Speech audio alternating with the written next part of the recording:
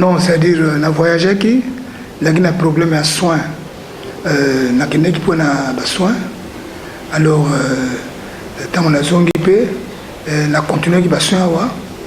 Donc, l'air wana alors, na pesa qui intérim pas ya vice-président Nyoka Longo. Na l'air wana. Mais yende baza ko diriger parce que d'habitude les Argandais wana soko oza mokonzi oponi bato yo bako diriger simana yo. Mais bako leka na likolo ya oyo biloko ya ko sala te ndenge na yebeli yango. Par exemple, so mutaza aso sala intérim ako louer akoki ko engager bato te ako matsa salaire bato te makambe belé ako sala te parce que il y a so sala kaka intérim. Ya mwana mona ki azala ki awa tana zongi pe bon tana zongi na komili pe mukanda na levi na ye que intérim na yo ekoki donc intérim na ekoki donc na kobanda lundi mbala moko na moni réaction makasi bien non mais ndenge nini wana faut to sala remise et reprise mais awa depuis to banda to sala na nango te biso to banda depuis to banda atana ke poto atana ke na Inde ake partout boye na kaka tel bon ça l'intérim ngana ke boye mais na tiango tiko na mukanda allez batindeli tant le rozonga pe na komi le mukanda alors cette fois-ci ezaki pe ndengwana na komi mikanda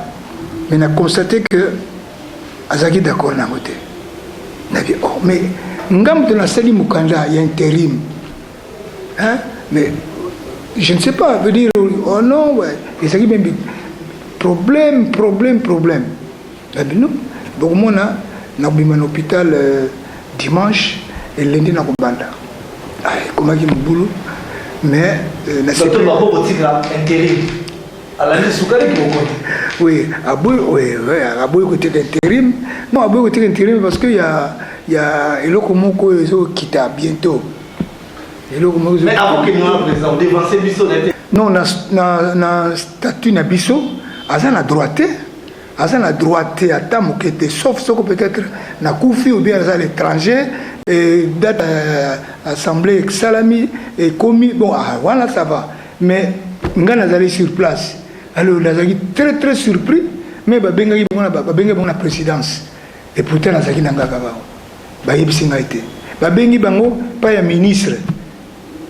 Nous avons audience par ministre Nabiso, et Ayambi Bango, et que encore parce que que naza libanda ba ministre donc on a mais qu'est-ce qui se passe non yambi Sokola comité à conseil à Sokola mais on a sur place il y a moi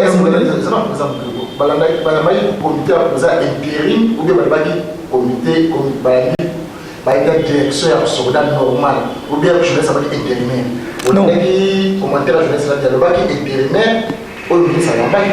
comité original dans soldat qui est président soldat non wana ndenge na yebeli nga parce que yemo autant na yaki autant na kota kiawa a souffler kinga le non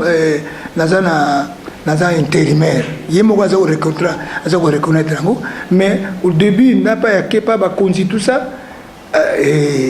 mi pesa kiloko aza titulaire nango parce que ni les autres bas dans la simana on me veut expliquer les choses bien ni les autres dans la simana semblait ça mais ba ojo mo parti est-ce que vous avez marché vous êtes dans des coordonnées mais quand vous expliquer les choses pour mais il n'a pas parti ba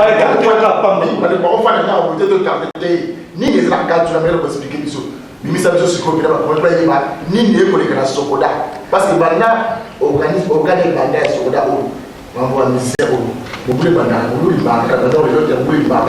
mais depuis son écart Sokola Salama Mbalaliboso tout ça les 4 ans Mbalaliboso ils ont toujours 2 mois 2 ans et 4 ans mais oh il vous met quand même hein et vous met bon question mo tuninga wana et ça premier en bongo oyebi que ngai na pesa rendez-vous de l'artiste. Dans le but, nous avons par tous les moyens, surtout les contrats, nous avons fait tout beaucoup là. Parce que bon beaucoup et vous avez la supérieure par rapport au avant. Protocole d'accord, bien fait. C'est pour ça là. Tout ça liango et fait, la remercier Bango parce que tout ça il disait le Congo. Donc bientôt tout ça na mbongo moko ba futa biso na ba vous avez plus de $300,000. Alors la $300,000 comme ça bazo kanisa makambo susu to somba mutuka to sala boye to sala boye ngata na yoki bulu na bi liboso na nu ba artiste ba kola mbongo soki mbongo wana ezwami ba artiste ba bana zo double ko ba so waka parce que na moni que ba artiste mo na kapasi moni et de deux na pesa ka promesse avant ana lo wana sokola il faut tout ton ndako makamo ko défendre tout lo waka bandako tout ça bon non na mbongo wana ba musu bazana makamo mususu na mutu tout ça intéressant sur mes jeeps allez va promettre bango mais ngai na tikal et que ça va jamais les artistes seront contents donc et le quoi ça bazo ça la wana neti so bazo comprendre OK banani ça va présent il faut que la mission na ko ko se question clairement banani bazo ça la mo te we ba ko mona ba mo te o iba pesa ba bino 2 millions de francs pour le montant de kabila kabani 2 millions pour la réa ba ça concert de sécurité moi je pense que ni ba ta ka na bino mais non il faut les la clair ezali non kutanga kombo moi dans l'ensemble basali déjà programme la bango au moins que basali par tous les moyens le temps na combien mukanda na tina banque mais bango siko bazo bunde tumba faut que signature na ngelongwa allez moto na sala intérim et remplacer pour pas bimisa mbongo facilement et solo za na raison na loba mais au moins que on a secret à na biso mais du moins les conseil d'administration nyonso o bazo sala yango basali plan déjà au plan wana ngana zana ngo d'accord te moni na opesa détail tata yo quand même et ça le conseil des ministres basali réunion bongo ale moko attaquer non ngana tangi kombo ya moté mais na tangi conseil d'administration nyonso o yotikaki tant ba moni que nasa parce que nasa matata pona o mbongo boy il faut ba pesa na ba artiste parce que batu mingi ba yibu tout sens ya sokoda te moni donc sokoda ndenge balobi ke o basali mbongo basali bo mais dis-moi ngale yebisi bino que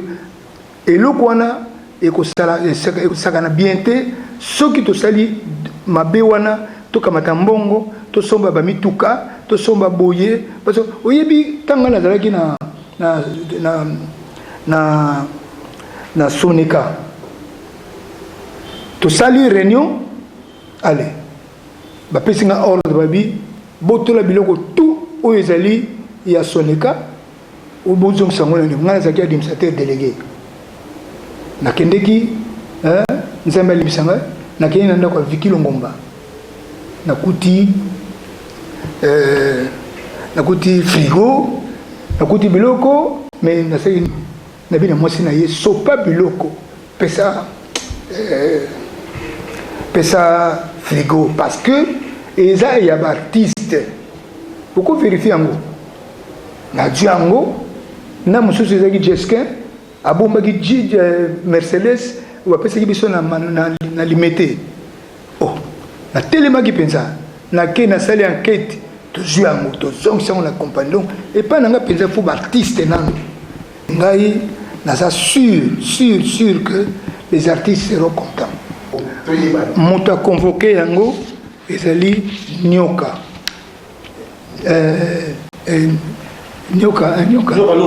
longo ye muto a bengi yango mais ayibi bien que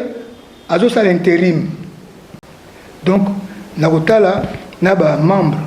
pour tout ça nango to débattre yango to respecter ba document tout respecter OADA, tout respecter eloko ya Congo parce que na kati ezali makambo to ezali na babenga oni constitution tout est na kati donc nazomona ngo rien mais asali mabe parce que akoki même ko contacter ngai président to sala réunion bobo parce que ngape avant na ndimaka déjà mais mbongo zangaka comme baza lolendo babi non biso to zambongo wana te il faut que biso moto lukambongo banda plus de 4 mois to so tambolo pour na kaka to zambongo pour to sala assemblée on nazaki par tous les moyens pour que elo connaît salam ngana za contre côté na kisasa même na Congo na bongi verkis tant yoye awa mona ki président Kerema place sur Fatima tant yoye ki poati le bonga asaki matata tati les gens facile nyoso te non nyoka longo aza très poli tant na koti kaka ye moko a telemi na tuni kutu yete a telemi ale akekuna obi na kama gibutwa na kama parce que na koyi kondimate na ndenge na zoza ba coup de fil na ndenge bazo loba na ndenge makamule sur na télévision batunsu bazo loba bazo tonga nyoka non nyoka longo aza très poli ou peut-être bazo tinde ko tinda ou ndenge ni mais du moins na ndenge na yibisi no que ye aza na qualité te ya ko bengsa assemblée et même ko diriger yango moto ko diriger yango ali président conseil d'administration ali bo la ministre tata to zali bo ya ba mo ba kene déjà bazo bimana ta komba sobre ba tso ko parti na sikoyo soko binyao ogo so akomele ba ba biso sur le télé kila ba caméra